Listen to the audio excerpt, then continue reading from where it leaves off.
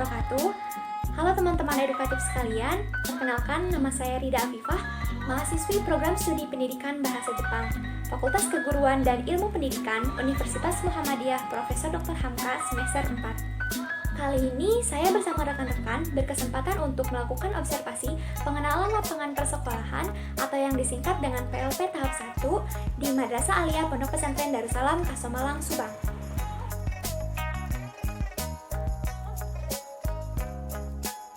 Video ini merupakan hasil laporan observasi kami serta memenuhi tugas mata kuliah PLP tahap 1 yang berisikan informasi terkait lingkungan sekolah dan pastinya sangat bermanfaat bagi kita semua, khususnya para calon pendidik dimanapun kalian berada.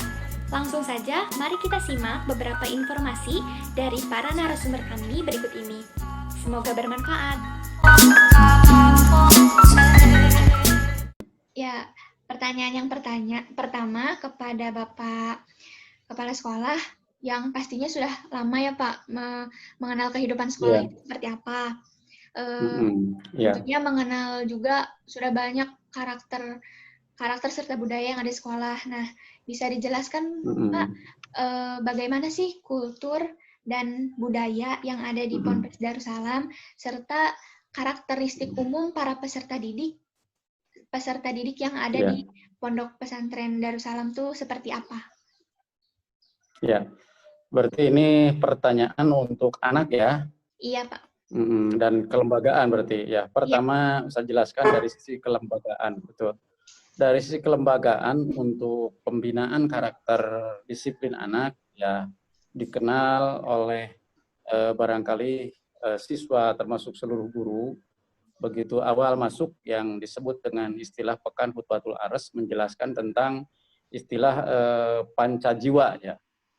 Nah, pancajiwa Pondok Pesantren Darussalam yang di dalamnya ada Madrasah Sanawiyah dan Madrasah Aliyah yang kelembagaan dari kemadrasahan secara formal dari Kementerian Agama. Nah, itu pertama ada istilah pancajiwa. Kemudian yang kedua, di samping pancajiwa juga ada visi dan misi lembaga ya. Ini sebagai salah satu arah untuk ya guru terutama dan juga barangkali sasarannya kepada anak ya, bahwa yang pertama salah satu usaha guru dalam melaksanakan visi dan misi Pondok Pesantren Darussalam dalam hal ini Madrasah Sanawiyah dan Madrasah Aliyah ya diantaranya adalah untuk pembinaan disiplin. Jadi kita tahu bahwa disiplin ini sebagai salah satu modal utama. Ya, modal utama. Ya, maka disiplin inilah yang menjadi sebuah visi di Madrasah Sanawiyah Pondok Pesantren Darussalam. Di mana visi utamanya adalah untuk meletakkan dasar-dasar akidah Islamiyah dan sekaligus pembinaan karakter atau mental untuk menjadi seorang cendekiawan muslim atau seorang menjadi kader seorang ulama yang di masa-masa yang akan datang. Nah, itu diantaranya yang pertama adalah sekali lagi ada kita kenal dengan sebutan pancajiwa ya. Kemudian yang kedua, nah untuk merealisasikan pancajiwa itu ada di dalam visi dan misi Madrasah Sanawiyah dan Madrasah Aliyah Pondok Pesantren Darussalam ya, yang ujungnya bahwa disiplin anak ya termasuk disiplin guru itu lebih diutamakan daripada untuk penguasaan materi pembelajaran. Jadi penguasaan materi pembelajaran adalah seolah-olah jadi nomor 2. Tapi kalau sudah disiplin, saya kira urusan kualitas keilmuan anak yang disebut dengan tolabul ilmi wa tahdibul akhlak itu akan secara otomatis kalau anak sudah disiplin mengikuti apa yang direncanakan dalam visi dan misi Pondok Pesantren Darussalam atau Madrasah Sanawiyah dan Madrasah Aliyah Pondok Pesantren Darussalam akan tercapai.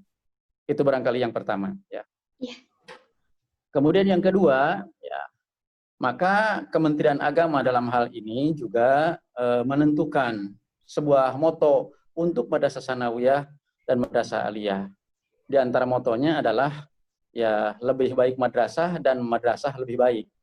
Itu salah satu moto Kementerian Agama.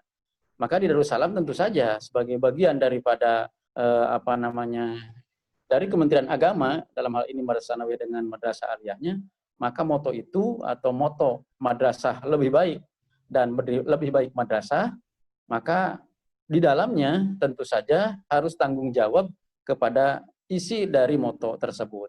Yang salah satunya tadi adalah tentang disiplin dan bagaimana membina karakter siswa di Madrasah Sanawiyah Pondok Pesantren Darussalam. Itu barangkali pertanyaan yang pertama, jawabannya. Ya, dilanjut ke pertanyaan yang kedua. Lembaga sekolah kan tentunya mempunyai organisasi ya Ustaz. Organisasi sama tata kerja. Mungkin bisa dijelaskan Ustaz, bagaimana struktur organisasi dan tata kerja yang ada di sekolah ini tuh seperti apa? Ya.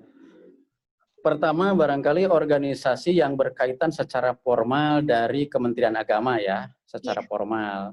Struktur organisasi secara formal, pertama barangkali di jajaran yang paling mendapatkan posisi yang paling urgen, paling atas adalah ada wadah, namanya yayasan. Nah, dalam hal ini sekarang kita punya yayasan, bahkan dirubah nama yayasan jadi Yadaka.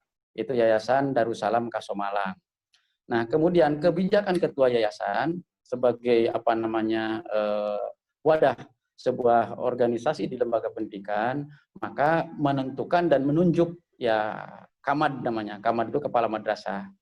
Dan si kamad ini juga dibantu oleh wakamad-wakamad. Ya, wakamad itu ada 4 kan.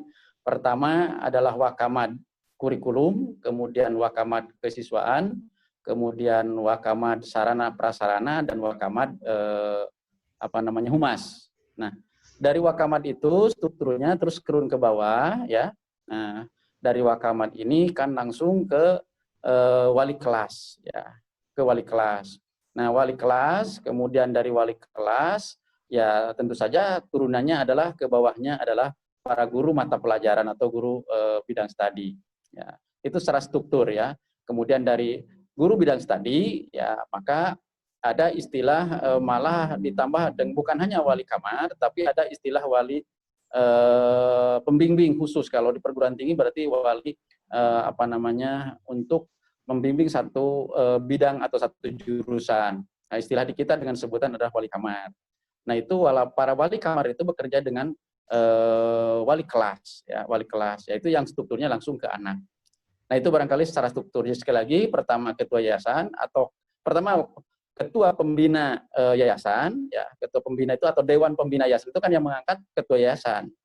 Nah, setelah terangkat ketua yayasan, ya ketua yayasan punya hak prerogatif untuk menentukan kepala sekolah atau kamad ya, kepala madrasah.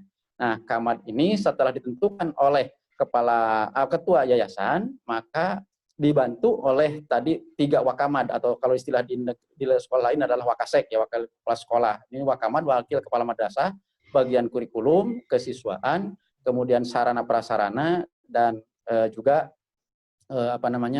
humas ya. Nah, dari humas itulah turun ke wali kelas, kemudian dari wali kelas dikenal di kita dengan sebutan ya istilah wali kamar. Nah, ini yang bekerja sama dengan wali kelas. Kalau wali kelas urusannya barangkali ke negara, nah kalau wali kamar ke pengasuhannya, ke pengasuhan siswanya, dalam arti di kamarnya masing-masing, baru ke guru-guru, dan dari guru-guru tentu saja yang ujungnya yaitu adalah ke siswa. Nah, itu barangkali secara struktur. Maka kalau melihat struktur, yang paling berkuasa, yang punya hak prerogatif menentukan guru itu atau yang menerima dan yang mengesahkan guru itu menjadi guru di lembaga kita atau di Darussalam ini adalah ketua yayasan. Nah, itu barangkali secara struktur yang formal dari pemerintah. Nah, kemudian sekarang dikolaborasikan. Nah, untuk di kita dikolaborasikan, maka ada istilah Direktur KUI. Di mana Direktur KUI itu adalah atasan kamad, ya, atasan kepala madrasah. Jadi statusnya di bawah yayasan, ya, atau bisa merangkap dengan ketua yayasan. Nah, itu namanya Direktur Kuliatul Ulum Al-Islamiyah atau Direktur KUI. Di mana Direktur KUI itu ya sekaligus juga dia sebagai atasannya kepala madrasah. Jadi kepala madrasah punya atasan. namanya Direktur Kuliatul Ulum Al-Islamiyah. Struktur ke bawahnya sama seperti tadi. Hanya bagian tadi yang disebut dengan kesiswaan disebut dengan istilah barangkali di kita namanya bagian atau apa namanya kepala bagian pengasuhan. Jadi kepala bagian itu ya itulah tadi yang Wakamat itu bagian pengasuhan. Mungkin dikenal diistilahkan di luar dengan istilah guru BP. Nah itu barangkali secara struktur ya. Kalau ada bedanya mungkin hanya sedikit sebetulnya karena tugas guru BP itu dipegang oleh Wakamat kesiswaan yang membidangi tentang kepengasuhanan istilahnya, yaitu kepala bagian pengasuhan. Itu barangkali satu.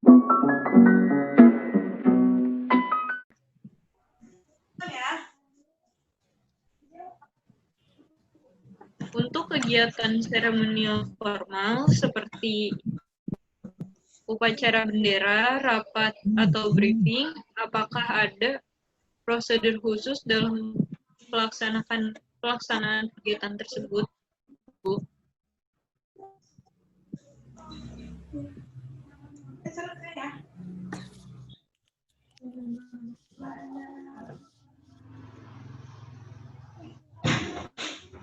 Oke, untuk prosedur kegiatan seremonial di sini seperti briefing ataupun rapat, kami tidak memiliki prosedur khusus. Mungkin tapi ada beberapa prosedur yang mungkin berbeda dengan prosedur rapat, briefing yang lainnya. Seperti rapat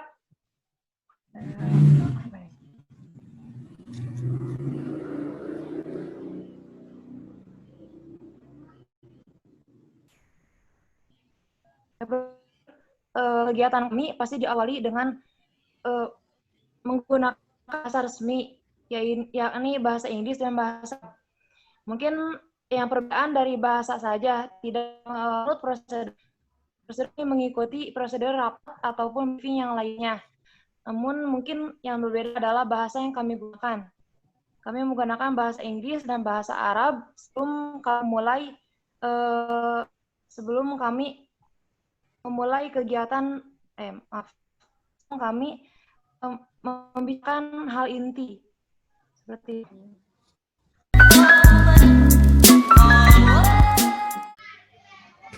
Baik, pertanyaan selanjutnya.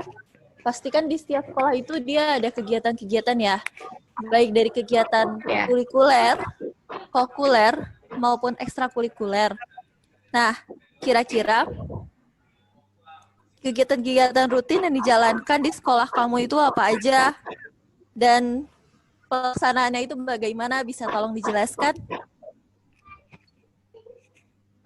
Kalau dalam kurikuler itu yang wajib itu ada pramuka, ada olahraga. Itu ekskul wajib ya. Kalau misalnya pramuka itu emang wajib. Setiap hari Kamis pramuka itu setiap Kamis siang pulang sekolah sampai sore hari. Itu emang jadi kegiatan rutin dan juga dibimbing langsung oleh para pengurus yang tadi udah saya jelaskan itu kayak pengurus OPD buat jadi pembinanya, buat jadi pelatihnya semuanya. Karena kami mengikuti sistem seperti SMA-SMA di luar gitu, kayak kulikulernya, ekstrakurikulernya gitu.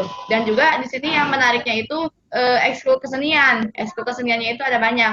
Ada seperti letter, manga, ada graffiti, ada juga membuat kaligrafi, ya itu pasti wajib ya di pesantren. Terus juga kesenian hadroh, juga ada nasyid, banyak karya-karya yang lain seperti itu. Dan alhamdulillah kami mempunyai banyak tenaga untuk pelatihnya gitu, dari melanjutkan estafeta gitu. Jadi dari angkatan yang sebelumnya yang melatihnya seperti itu.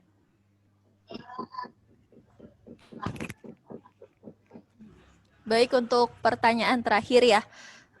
Pastikan kamu sebagai peserta didik pernah diajarkan kebiasaan-kebiasaan positif di sekolah oleh guru kamu kan? Kira-kira kebiasaan-kebiasaan positif itu apa aja? Bisa tolong dijelaskan? Ya.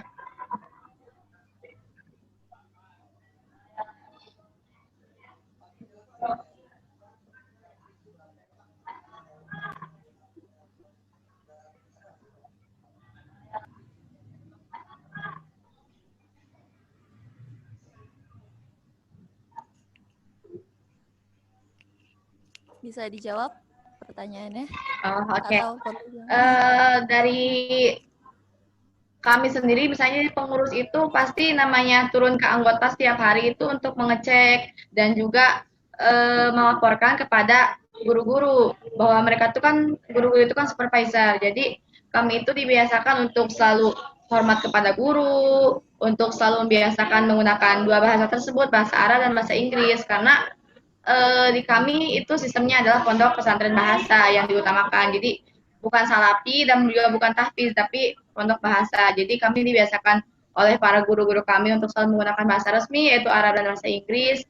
Dan juga yang terpenting adalah menjaga kebersihan, karena area pondok itu kan tempat yang umum gitu. Kalau misalnya kita gak bisa pandai-pandai menjaga kebersihan, pasti bakal banyak penyakit kepesantrenan kayak seperti gatal-gatal, kayak jarban, kayak gitu. Gitu. Jadi di sana itu kebersihannya sangat diutamakan gitu. Dan